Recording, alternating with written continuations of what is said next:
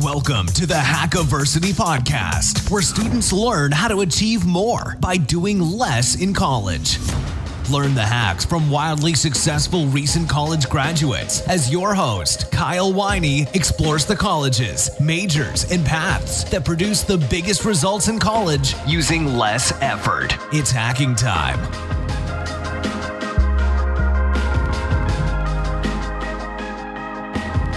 Hello, ladies and gentlemen. Welcome to the Hackiversity Podcast, where I, Kyle Winey, show students how to achieve more by doing less in college. Today, I'm really excited to have on Gabe Muller. In less than 7 years following graduation, Gabe became the Chief Operating Officer at Glassman Wealth Services, a financial services company that manages over $1 billion. Let me say that a different way. Gabe landed himself a role inside the executive suite, inside a company that runs $1 billion in only 7 years after graduation. That's nuts. And in this episode, Gabe explains how he did it. Also in this episode, Gabe and I discuss, first, how to leverage people skills to break into the corporate executive suite. Second, how to develop self-awareness without spending $1. And third, how, quote, interrupting the pattern can lead to a job. Without further ado, let's dig in. Gabe, thanks so much for coming on the show today. Hey, man, thank you so much for having me. I'm thrilled to actually get to spend some time with you, and I'm sure I hope have a phenomenal conversation. Thank you. Yeah, likewise. It's going to be fun. So, Gabe, you are the youngest executive of a premier company that I know, so I'm obviously super excited to have you on. So other than being a really young executive, how would you describe yourself? Well, number one, it's funny that you say executive because while that is in my title, it's interesting. I've never even really considered that. But nonetheless, as far as myself, I would describe myself as one who is a tremendously curious individual who really likes to try to find just a variety of ways of maybe doing things differently. I have a massive amount of passion behind quite a few things, including aviation, helping people, telling stories, and learning more about people just in general. Cool. A guy who loves people. That's right, man. Cool. That is right. So, Gabe, before we go any further, can you just set the stage and tell the listeners, how old are you? So I am 33 years old, but some would say I'm about 8.5. I guess about 8.25. I was born on leap year. So, yeah, I'm 33 officially. It's nice. So you have a birthday officially every 4 years. You got it, brother. So, Gabe, I want to start off with your career first. And you are currently the Chief Operating Officer at Glassman Wealth Services, which is a boutique wealth management firm. And I know it just recently won the #1 best places to work. So congrats on that. Thank you. Thank you. So, Gabe, how many years after graduation was it until you landed this position? I'm going on 10 years out of college at this point, and I landed the position 3 years ago, so it took me 7 years. That's amazing. And so just to provide some more context in regard to what Glassman Wealth Services does, how much money do you guys manage there? Well, we just passed the $1 billion mark. I think we're probably right around $1.1 billion or so. And we have about 250 or 260 clients at this point. Cool. So in other words, in 7 years, you became the executive of a company that manages over $1 billion. Yeah, I guess that would be about right. So, Gabe, what does it mean to be a Chief Operating Officer? Well, it's funny. I actually get this question quite a bit. Originally it was hard to answer. It's like, I really help the operations of the firm and the technologies and systems and things like that. And while that's true, I feel like this particular role of Chief Operating Officer within Glassman Wealth walls has more to do with developing people, understanding people, and making sure that they're thriving in their roles. And with that comes deep one-on-ones, things like that. So I spend a lot of time with people understanding both the challenges and successes that they're going through, and then really matching solutions with perhaps the problems that they might have. So that's so interesting, because a lot of soft skills then, it sounds like, are involved with what you do, that is people skills in particular, yet you're working in a very technical industry that is finance. So how do you as an executive combine both the soft side of your skills within a very technical environment? I think that, I guess to answer your question, it really starts with culture. You really have to define what your culture is, articulate that, and then have people join your team who believe the same thing so that they understand that there is a balance between qualitative and quantitative, if you will.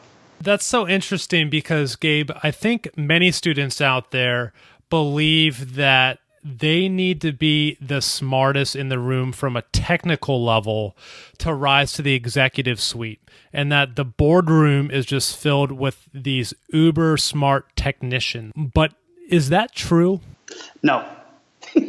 So what you're saying then, Gabe, is at the executive level, there's really diminishing returns on technical abilities. That while you need a certain degree of technical competency, the people in the boardroom aren't necessarily the best technicians. They don't necessarily have the deepest know-how of the industry. There's other elements going on that got them into the executive suite to begin with. Is that right? That is absolutely correct. So I think what matters is really having the self-awareness to kind of step back, understand that there's more out there than probably what you see at this point. So for students looking to break into that executive role and developing that self-awareness, Gabe, that you were talking about, what is the first step that they should do? Understand their strengths and weaknesses. And you really do that by auditing who you are. And it really takes some time. You got to find the right people to ask those questions. Whether it's your friends, your family, your past teachers, whoever it is. You really got to have an honest conversation with them to understand, hey, what am I good at? What do you think I'm good at? How do I come across? What is it that you like? How is it that, what do you, just what are your strengths and what are your weaknesses? And so then you then understand each and you accentuate your strengths and you kind of forget about your weaknesses and you are who you are. From that point forward, you can really do a lot of different things. But I really think it starts with understanding who you are as an individual. Yeah, I love that. In my book, I have a section titled Strengths, and the tagline is go all in on your strengths and go all out on your weaknesses. So I love that point. I completely agree with you, brother. That's kind of my motto, honestly. And it's funny because I've been involved in a few different executive leadership courses over the past few years. And one that we had in 2015, the foundation of the entire program, which was, by the way, a year long, was based around the Strengths Finder. And I'm sure you're familiar with that. And so, that was a great tool, a great assessment that we used to kind of start that program. And then all the conversations that we had with my cohorts throughout the year, you could always relate it back into your strengths somehow. And so it was just really cool to kind of have that data and kind of work from there, Yeah. So, Gabe, I love the technical, practical step of wanting to approach people and get feedback from them about what the strengths and weaknesses are. The one thing that I've found when I've done that with people and asked them to provide feedback with me is that they often don't feel safe. They often feel like I might say something in response to them being truthful with me. So how can students create an environment in which when they approach people to ask for that kind of feedback, the other person feels comfortable responding? Mm-hmm. Yeah, that's a big one. I mean, I think that first of all, again, you kind of got to know who the right people are to talk to, and it's not just your friend because you know that they're going to tell you good stuff. I think that you need to preface the conversation with, hey, I'm really doing a lot of a lot of self-reflection here. And really what I'm trying to do is learn more about myself so that I can communicate better with others. I can understand myself maybe a little bit better. And it'll help give me a sense of maybe the direction I need to go. And I really need some good, honest feedback from you so that I can try to, help me, help you, help others. And would you be willing to kind of share that with me? It would mean an awful lot to me. And just really be open with it, right? And then just say, this is why I'm asking. And I don't need you to just say, hey, you're great at this, this, and this. I really need some good, honest feedback. And give them the reason why. And if you open yourself up and you have the vulnerability to say to somebody that exact sort of thing, I mean, if you're asking someone that and they don't want to do that, then you're asking the wrong person. So I feel like you just got to be honest about it and you just got to open yourself up. Yeah, it is. And if you can actually get that advice from people, that is pure gold because like you said, self-awareness is the game. It's so key. One other thing, Gabe, that I found that is super helpful, that's kind of a tactical approach is, and I've actually done this, it was recommended to me by one of my mentors, and that is, instead of just asking the person to provide you with direct feedback, you can do what's called the house exercise. And the idea is that you speak in kind of metaphors. So you say, look, imagine my life as a house. What do you see about my house that kind of represents me? And so it's kind of an indirect way of getting at the same thing. So like, for instance, some of the feedback I got was, that there were carpets inside my house. And what this was supposed to represent was my house was meant to be used. People were on the floor kind of engaging with one another, families, kids, friends, that kind of thing, that it was a house that was meant to be lived in.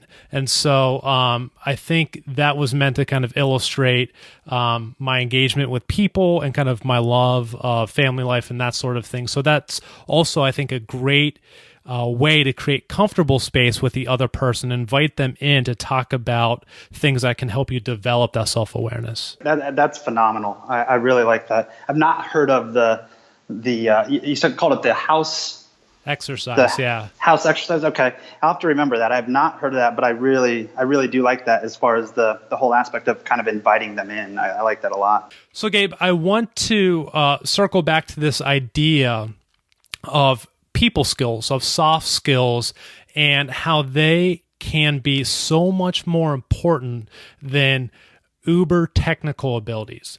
But I think one of the problems that students often face is they realize that people skills are very, very important. Yet the people who tend to get recognized in the workplace, particularly early out of graduation, are super competent technicians, people who do a very great job on the work, in the trenches, even though they might not have the best people skills. So how can college students prepare themselves with enough technical abilities to become, sufficient and adequate to get the job done, but then kind of catch the eye of the employer, as it were, with their great people skills? Yeah, that's a good one. I think that, honestly, I think it starts with as a student, you really do have to take if you've decided to invest your time and money into attending a university or a college somewhere. Well, number one, you should take that seriously, and you should figure out ways to get the most value out of that from the technical, from the knowledge-based side. In all aspects. I think at the same time, you have to realize, and this is what I would have done probably different if I were doing this all over, is to really try to tap the networks within college more than what I did. That'll then give you the ability to kind of create relationships, whether they're just your friends or your acquaintances or your peers, whatever, your classmates, to learn more about them. You start having dialogue, you start having conversations, you start learning about each other. And then that's how you develop your interpersonal skills. And so if you take college seriously, yes, that's priority number one. Priority number 1.5 should be, really tapping your networks and being involved so that you can develop those skills, because it really does take time. I mean, you just can't go out there and be like, oh, hey, I can have a really productive conversation with someone, off the cuff and know what it means and know what I need to do afterwards. I think if you start that process early on, within your freshman, sophomore years, you can have a phenomenal network. And then those things that you learned are going to benefit you down the road tremendously. Yeah, I love that. Get out of the library and start connecting with your classmates, start connecting with real people, and start developing real relationships as early as possible. 100%. And you know what the other thing about that is that we live in a world now where, I'm on my iPhone having this dialogue with you for this podcast. You have technology at your fingertips. There's no reason for a college student to hide behind that or not exploit that, I should say. And that's through, writing, through sharing, through connecting, and using those platforms. Not only just the in-person activity, but also using platforms to kind of create connections as well. I think that's something that there's a lot of value in. I do want to touch on, Gabe, the hiring process. So we just talked about everything that kind of led up to and caused your success. But now that you're kind of at the top, so to speak, within your company, I know that you're in a position that you hire people now. So you're kind of on the other side of the table. And so what are the skills and the sort of resume line items you want to see from the people you hire, including college students? The types of people that you'll find at Glassman Wealth are people who are very curious. I kind of led with that, if you recall, kind of curious, who have a passion for something, and who really want to be involved in an organization where they can thrive in their role. And so that's a kind of a broad aspect, if you will. And then when you kind of drill down, it's like, okay, so what type of role are we hiring for, and what type of person might we need in that role? And so you kind of start to look at it from a standpoint of that technical side, if you will. A recent graduate coming out of school who may have been in the financial planning association somewhere or in the financial planning program, and we're looking for an associate advisor. Perfect. So we start to narrow our search that way for that particular role. From that point, once we are introduced to them or they reach out and we create the connection, that's really when we start to dive in and learn more about that person. And we've used different assessments along the way. One's called TTI, or the DISC assessment. And we have each of these candidates kind of take this assessment so that we can learn more about them, what makes them tick, how do they handle certain situations, what is it that they do under pressure or not, their natural and adapted styles. And then that basically creates the opportunity for us to have additional dialogue to different situations. So we can have them walk us through real life situations based on what we learned. And so that really helps us understand that person. The conversations are incredible. So you can really go deep versus kind of going, just broad, hey, I know my stuff. Let's talk about specifics. And so for us, it's really, again, curious people who love to share and who love to kind of get to know more and just say, hey, what if, why not? And that type of mindset. Yeah. I love that, Gabe, because I think the feedback you just provided runs so contrary to what a lot of people think. They think that they have to demonstrate their technical abilities and really emphasize them. And what you're saying is, yes, those abilities are important, but what is also really important, perhaps maybe even more important, are certain characteristics about you, passion, curiosity, and those characteristics are just as fundamental to your hiring decision as the person's technical abilities. Is that right? 100%. And, it's funny when you look at it from a standpoint of a recent graduate coming out of school and giving me their resume and saying, hey, here's my resume. I have a degree in, let's say, accounting. Well, what would be the differentiator between that person and another person who has a degree in accounting and I've seen just a piece of paper for either one of them? So you have to figure out a way to, one, stand out to even get that in front of somebody. But then once you do, that's when those interpersonal skills, those qualitative, those soft skills, whatever you want to call them, that's when you can seriously stand out and create a connection with whoever it is that you're interviewing with. And then that's when the magic happens, I think. I really do. And so you've got to find a way to stand out, get your resume in front of somebody if you're coming right out of school that actually sees it.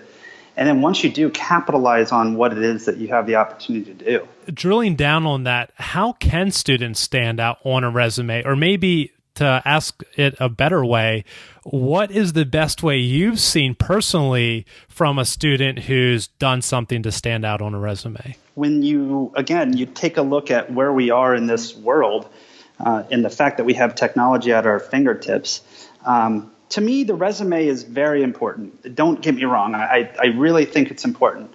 But what I also think is important, and maybe probably even more important, is figuring out how to kind of interrupt the pattern. And whether that's saying, hey, here's my resume, but by the way, I wanted to send you a quick note or a quick, 1-minute video of just an intro into myself so that you can learn more about me, get to know me as a person. And by the way, here are my qualifications. Just that would get my attention. And I've seen that done in the past. I've seen where people have sent their resume and then followed it up with a short little link to a web-based or a hosted video that they recorded somewhere. That to me shows, number one, they can really interrupt the pattern. And number two, they're serious about trying to do that. And so if I see that, I'm like, okay, that's a pretty good indication that they might want to do that for us. Stand out, interrupt the pattern, things like that. So I think that on the resume, it's being very to the point. It is what it is. This is who I am. But then start to figure out a way to use technology to kind of supplement that, if you will. Yeah, I think that's really great. And I like that phrase, disrupt the pattern. And like you said, it doesn't have to be anything that requires an extraordinary amount of effort. Just sending a quick link in an email that is attached to a 1-minute video, takes, the 1 minute that it takes to record the video and then the 3 seconds it takes to copy and paste the link into an email. But yet it's so effective doing that. I think that's really great advice. Something I've done is I've kind of taken that same advice that you just said, Gabe, and rather than link to a video, I actually sent a written recommendation letter that I received from one of the judges I used to work for, and sent that to the people who interviewed me in a thank you email. I said, hey, thanks for interviewing me. Oh, by the way, I know you didn't ask for any letters of recommendation, but let me give you one anyway. Here it is. That's great. That's awesome. I love that. You're basically you're trying to answer the questions that I know that I'm going to have about you before I even ask them. That's what you should be doing. That's what the student or the person coming out of school, or even if they are already in the industry and they're just looking to move, you really want to create that sense of, hey, this is who I am, and I'm not running away from it. I'm actually embracing it. And it's so easy to do when you think about the fact that we've got Facebook, you've got YouTube, you've got Vimeo, you've got Instagram, for God's sakes. Like, you've got everything out there.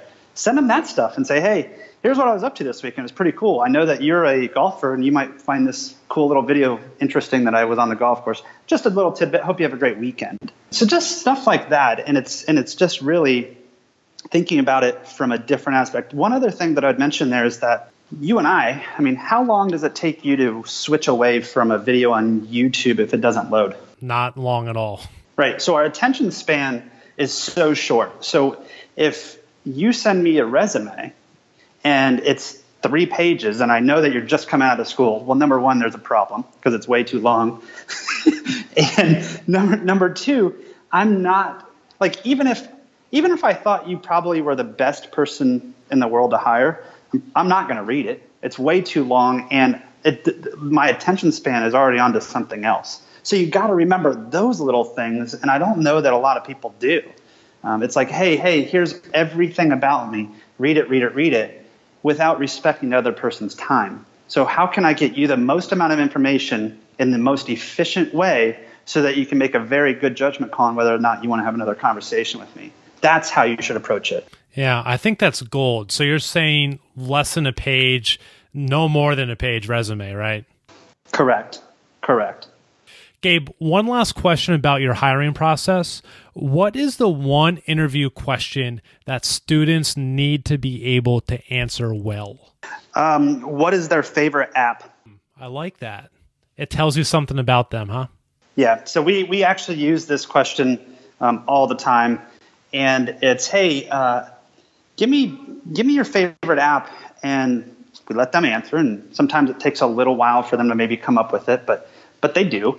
And then we ask them the follow up of, well, number one, why is it your favorite app? And number two, who have you told about it?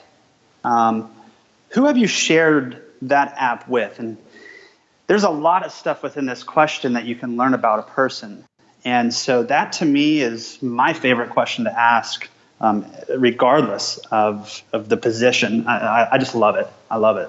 Cool. I like that. And again, it's about demonstrating not the technical skills of the person, but the personal skills, and kind of provide a deeper window into their life. Yeah, and the key takeaway there is the reason that we love the question is that, again, you start to see if you ask me, hey, Gabe, what's my favorite app? I'm going to tell you immediately. It's Flight Schedule Pro, because I can schedule my airplanes to go fly this weekend in a few clicks. I love it. You should see it. If you were a pilot, it's so cool.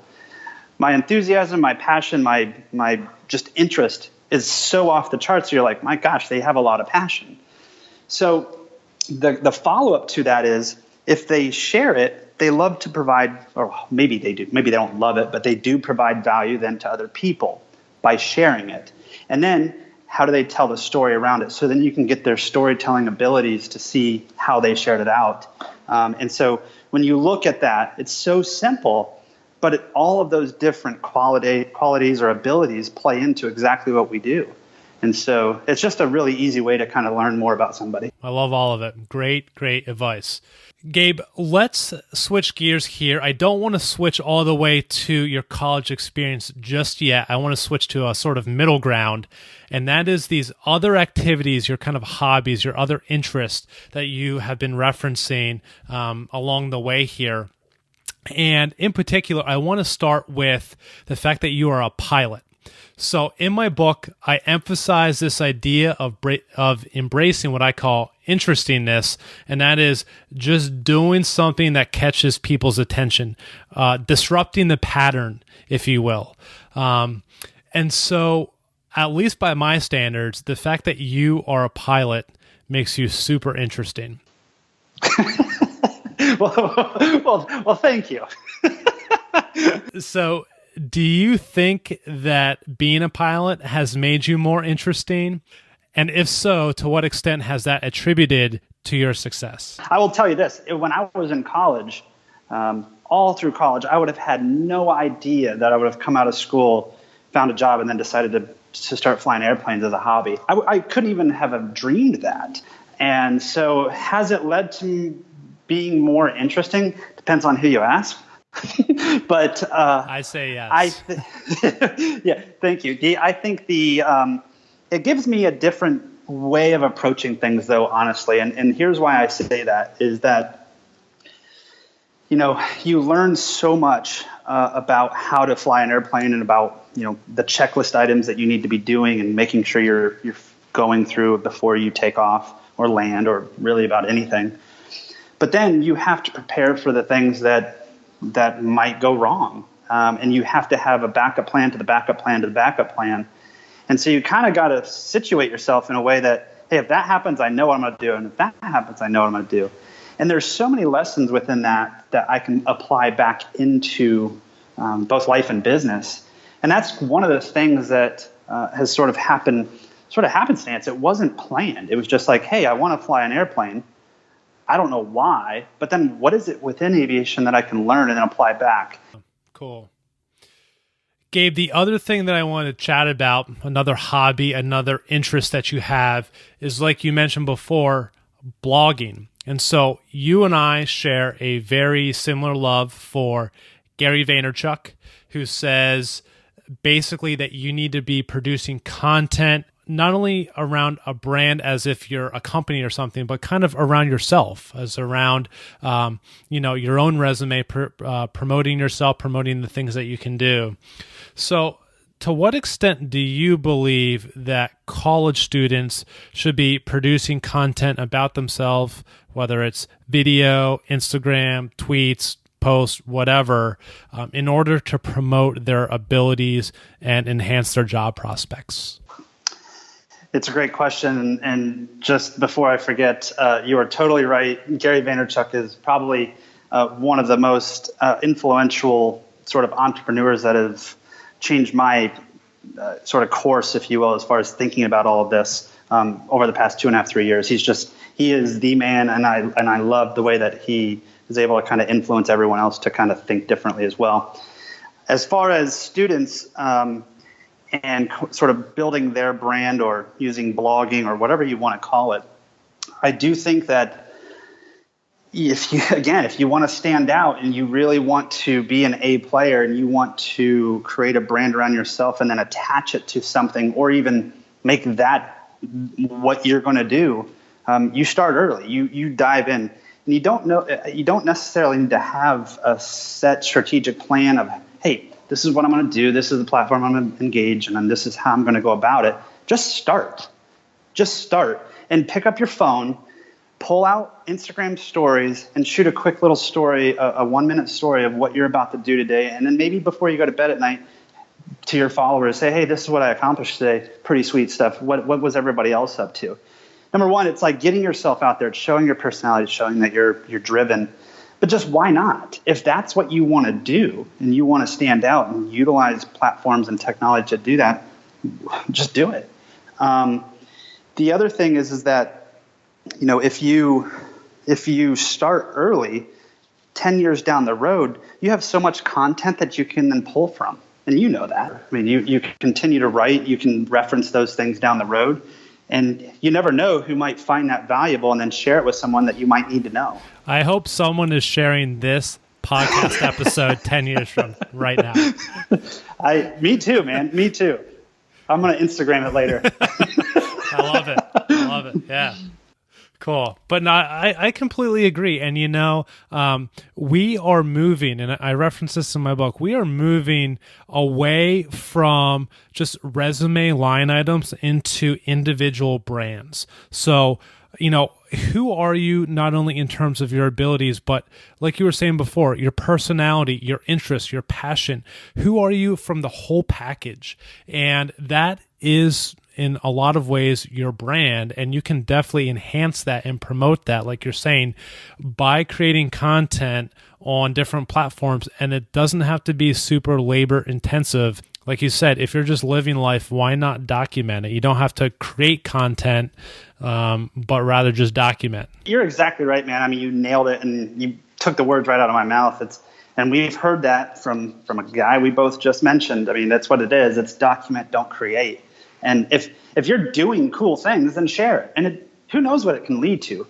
But the thing that I want to make sure that people actually do understand, and I hear this so many times of, oh, well, I'm in the professional industry and I don't really want to have a Facebook, or I don't want to have a Twitter, or I don't need to be on Instagram because I don't want my clients to know that stuff.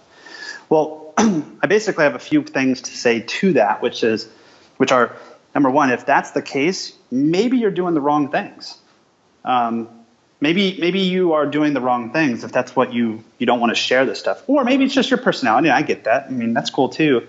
But your brand should be the same both in business and in life. I mean, it should be there should be no difference as far as a value-based person and how you come across or how you build your brand. It should be the same.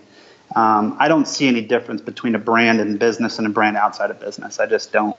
What are your thoughts on that? I talk about this in my book. This guy named Stuart Friedman, he's a professor at University of Pennsylvania. It's kind of the thought leader on this. And that is this idea of integration, which is exactly what you just said, that there's some kind of consistency or integrity across all the different spheres of your life. So your business sphere, if you will, looks a lot like your home sphere. You kind of live by the same principles. You kind of act the same way. You just are living in a different environment depending on if you're in the business sphere or the home sphere. So not only do I think it's just better from a personality perspective because you get to be the same person all throughout the day, but you are continuing to build on that brand no matter what time of day it is, no matter what sphere you're in. So in other words, if you're at home, communicating with friends or hanging out with friends or whatever, they're going to see those kind of principles you live by. They're going to kind of see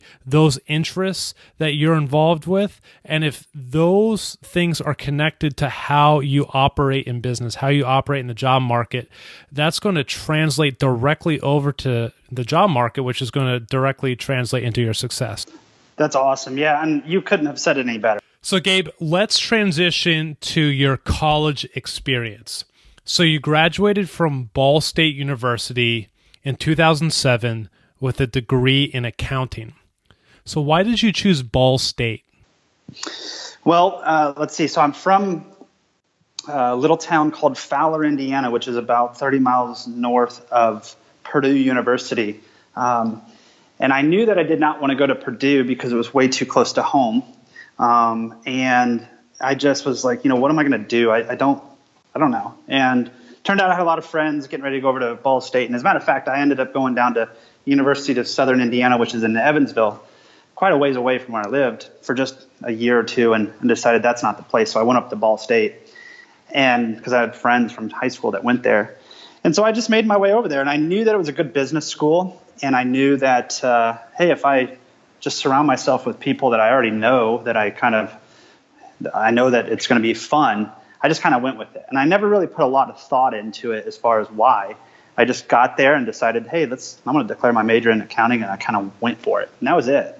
There's really no grandiose story to it. It was just, hey, something to do. And rather than stay down in Evansville, I just wanted to go back up to Ball State, which is 2.5 hours from home. And that's what I did. And I definitely didn't want to go to Purdue. Yeah, cool. You didn't want to be a Boilermaker. No, sir. Yeah. I did not. Cool. Yeah, so speaking about your degree, you have a degree in accounting, which is a very technical major. So what has your accounting degree done for you in terms of leading to your success?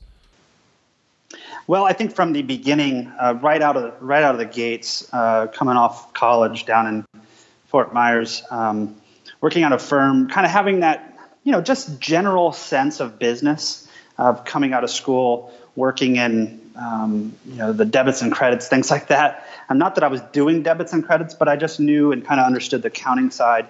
And when you get into the financial industry that I'm in, it just kind of played off of each other. And so I've never really practiced in accounting, which is kind of funny. And I will tell you, coming out of school, before I even graduated, I knew that I did not want to be an accountant. And I mean, that was like the most ridiculous thing I could ever think of. And that sounds really strange. And I'm sure the listeners are like, what does that mean? But I used accounting as sort of a stepping stone, knowing full well that I didn't want to be an accountant or an auditor or anything like that, and just get my foot in the door in business somehow. I don't know where, but I just used it as a stepping stone. And so that's kind of my story. It sounds kind of weird, but it's actually, that's exactly how it was. Gabe, you must be a really wise man, because I think that is the play today. And that is, even if you don't want to necessarily do or practice or pursue the name of your major. So for instance, for you, accounting. Even if you don't want to do that, there are certain majors that lend themselves much better than others to breaking into a particular industry. And those majors, those kind of high leverage majors, tend to be more technical in nature. So again, accounting, technical major, great way to kind of break into a finance position, even if you aren't necessarily doing the debits and the credits and the more technical work of what you do. So I always emphasize to students when they are selecting a major to really focus on the technical majors, even if they don't necessarily want to pursue that major for their career. Yeah, I mean, you've absolutely nailed it. I mean, and the way that you just articulated it, I've never really thought of it that way, but you're 100% right. I mean, you couldn't have said it any better. Gabe, in college, what do you think is the one fundamental skill students need to learn while they're there? Networking. It's just one of those things that will live with you forever if you can start to build those skills early on. And notice I didn't say go to class every day, or do your homework and don't ever be late, or lock yourself in the library, right? Or lock yourself in the library. It's funny. I was talking to my brother about coming onto this podcast just this evening, actually, and I said to him, I said, it's really interesting. My advice to college kids now is completely different than what I sort of did in college.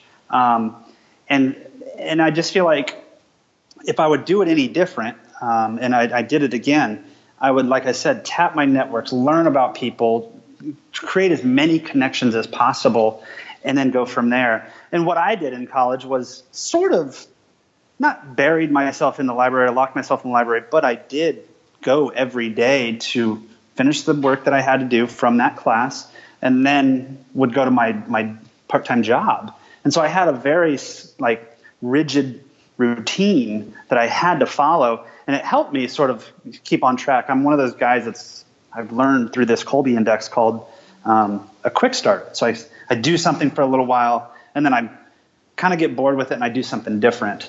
And I didn't do that in college. I actually made a very, very intentional effort of actually going to class, going to the library, finishing school, and then going to work. And that's what I did for 4 years. And so coming out of college and knowing what I know now, I probably would have worked more, tapped my networks more, and maybe not, I don't want to say not concentrated on school so much, but I wouldn't have been so just like, oh, I have to be in a library right now. A lot of people hear that advice, and I think they immediately associate that advice with preaching laziness. And it's not that at all. It's approaching college with a different strategic mindset, because the old way no longer yields the results that everyone claims it does. Yeah, exactly. I mean, you have to figure out how it is that you get the most value out of school for you. And it's different for everyone. Going back to the beginning of this conversation, self-awareness, right? So if I said to myself back then, I'm like, oh, I need to really go about school this way because I know that I'm going to, get bored with something to do that. Like I kind of knew that going into it. So that's why I made the concerted effort to do it that way. So self-awareness plays into that tremendously. Cool. Yeah, couldn't agree more. So Gabe, let's transition to the final section of this show, which is also my personal favorite, and that is the rapid fire question section, which is where I offer up some quick hitting questions, but that by no means that your answer has to be quick hitting. So you ready? Okay. All right, let's do it. Gabe, would you say there's a specific college track to get you where you are today? No, I don't. There's not a, you cross 3 boxes off at the kind of, on campus, and all of a sudden you're a corporate executive. So here's the funny thing, man. I had this conversation with someone last week, and I said, if I would go back to school, I would probably go back and study psychology, ironically enough. Isn't that crazy, considering that this whole conversation has been around people, sort of, and learning more about how to communicate better? I mean, so like when I look back and I'm like, and as a matter of fact, back in school at Ball State, Dr. Palladino was my psychology teacher, professor, and I actually got in 100% in that course. And now I look back at that, I'm going, why didn't I read more into that? But kind of to your point, I wanted to use accounting as a leverage point of just getting into business. So, it comes full circle. Gabe, second question. What made your college experience unique compared to everyone else? During college, I actually lost my father to an unexpected heart attack. And, while this has nothing to do with, learning and actually school itself, I will tell you that experience and that tragedy more or less has really that sort of shifted my mindset of how I approached the remaining portion of my college career. And that was, just take everything in. Really, life's too short to overthink something. Just go with it. Do things, experience things, try it out, and adapt. And that was sort of a game changer for me. And I will tell you that I took a semester off because of it. And I think that was a really good thing.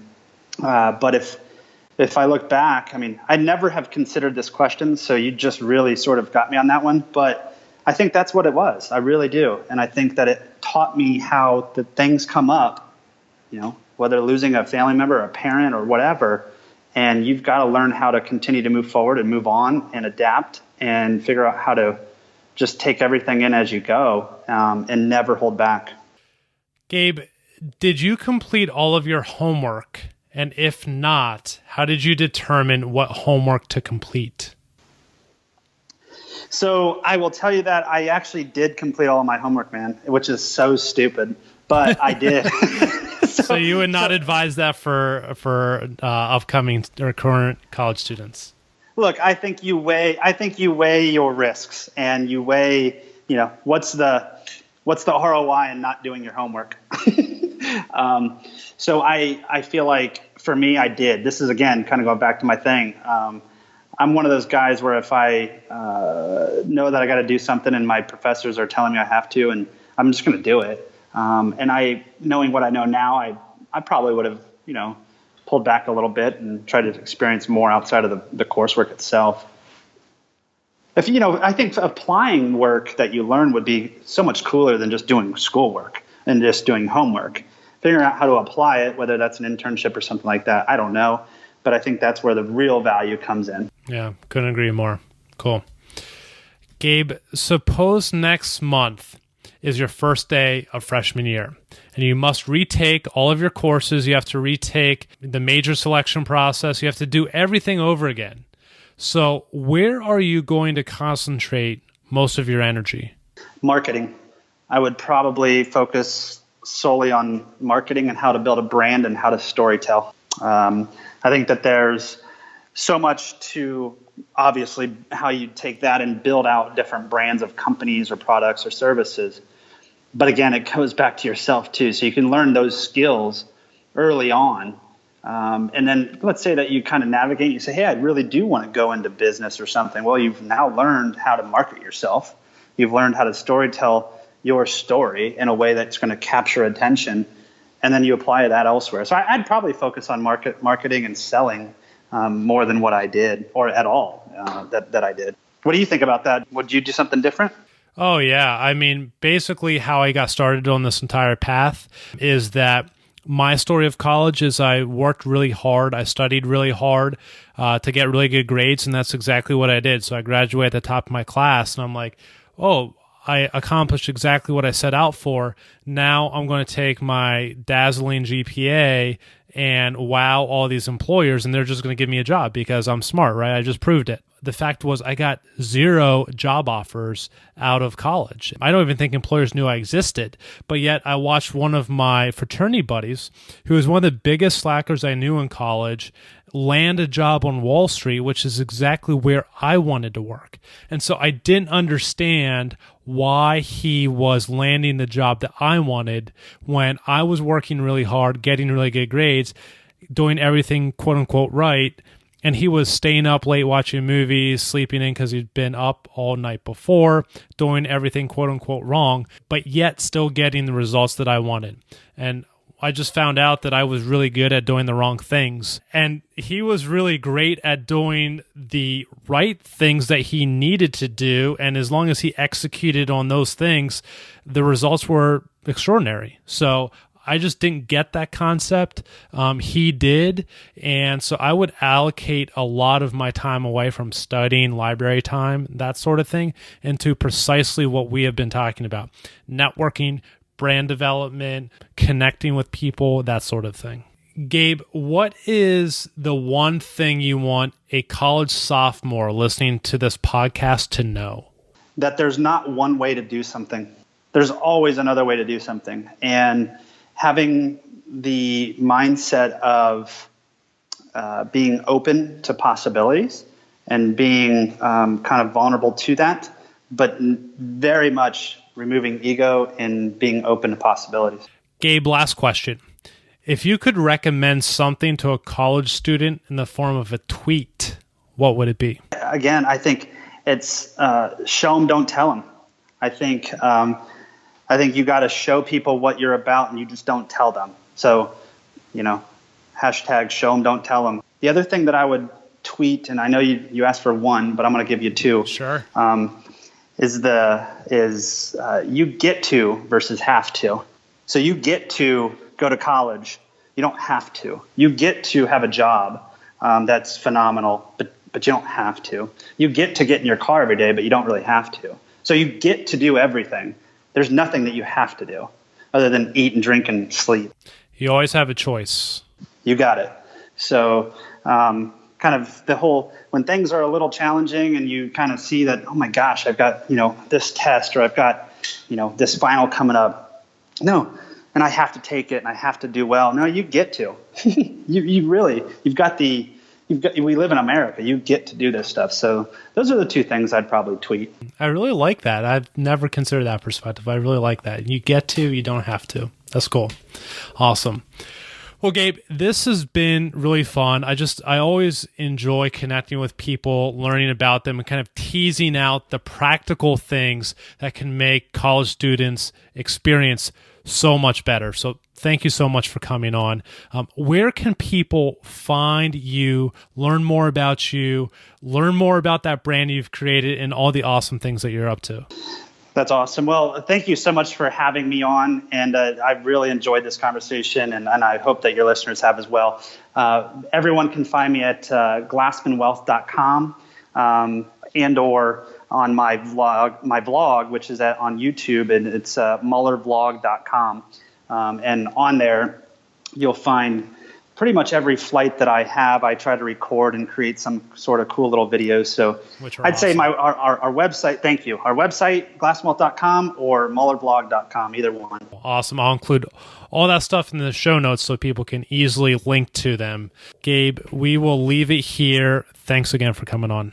Hey, Kyle. Thank you so much, man. Hey, all. Two things I want to emphasize before I let you go. First, Gabe admits that the executive suite is not filled with brainiacs. Obviously, these people are competent and capable, but they aren't necessarily technical wizards. Instead, they bring with them a different dimension, and that dimension are soft skills, or people skills. As Gabe and I discuss in this podcast, one of the best ways to develop these people skills is to develop self-awareness. What are you good at? What are you passionate about? What are you curious about? Answering these questions provides the raw material to land you inside the executive suite in rapid fashion. The second point I want to emphasize is that Gabe is a really interesting guy.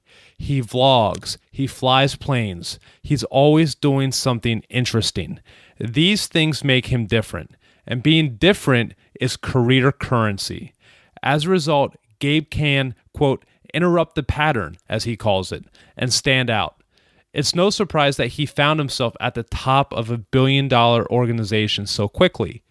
What are you doing to, quote, interrupt the pattern? If you can answer that question, you too can end up like Gabe in the executive suite quickly after graduation. That's all for now. I'll catch you next time. If you want more Hackiversity and achieving more by doing less in college, you can subscribe to the podcast on iTunes or grab the book on Amazon. For the show notes and the latest on Hackiversity, check out kylewiney.com. Don't forget to follow Kyle on Twitter at Kyle Winey and on Facebook at facebook.com/Hackiversity. Till next time, happy hacking.